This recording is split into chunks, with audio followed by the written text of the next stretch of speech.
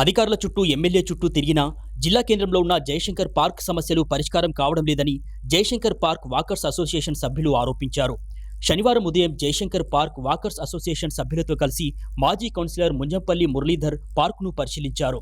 2 సంవత్సరాలుగా park municipal అధికారులు గాని సింగరేణి అధికారులు గాని పట్టించుకోవడం లేదన్నారు. ఎమ్మెల్యే చెప్పినా పార్క్ గురించి ఎవరూ పట్టించుకోకపోవడం విడ్డూరమని అన్నారు.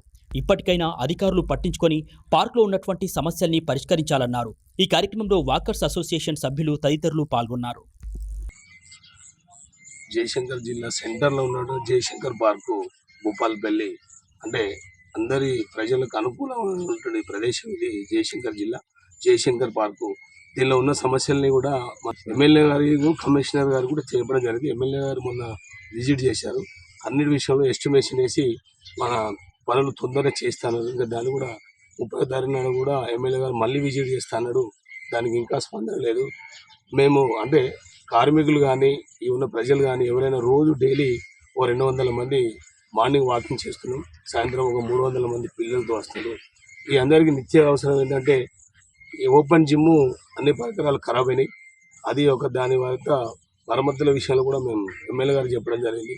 ఈరోజు భూపాలపల్లి జిల్లా కేంద్రంలోని జయశంకర్ పార్క్ ఆచార్య జయశంకర్ పార్క్ గత 10 సంవత్సరాల క్రితం అప్పుడు తొలి శాసనసభాపతి మాజీ స్పీకర్ శ్రీ సిరికొండ మధుసూదనాచారి గారు ఈ యొక్క ప్రాంతాన్ని పరిశీలించి పార్కుగా ఏర్పాటు చేసి పట్టణ ప్రజలకు అందించడం జరిగింది.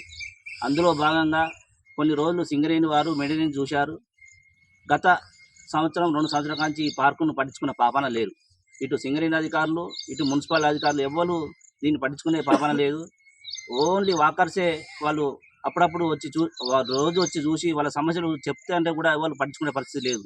ముఖ్యంగా ఎంట్రన్స్లో బోర్డు ఆ బోర్డు మొత్తం పెయింటింగ్ వేయింది, మొత్తం సిలుము వచ్చింది.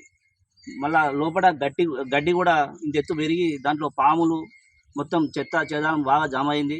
అంతేకాకుండా పార్క్ చివరి సైడ్లో చాలా వంపు ప్రాంతం అయ్యి అటు వర్షాకాలంలో వాటర్ అయ్యి అటు కూడా కొంచెం చాలా స్లిమ్గా తయారైంది. అటు మట్టి పోయించాలి.